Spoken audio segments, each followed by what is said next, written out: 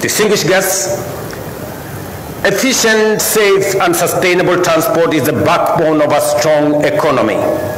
By shifting more passengers from road to rail, we lower maintenance costs, cut emissions, and make our transport safer.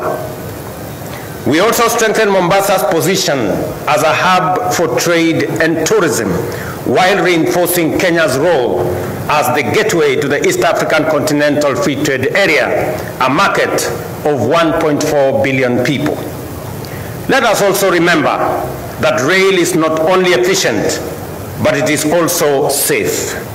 With an average of 2.6 million people already using the Madaraka Express each year, this commuter link will boost passenger numbers, improve safety, and save lives by reducing road carnage. In the bigger picture, this project is part of our government's ambitious strategy to expand Kenya's rail network from Naivasha to Malaba through Kisumu and across the Lamu Port South Sudan transport corridor.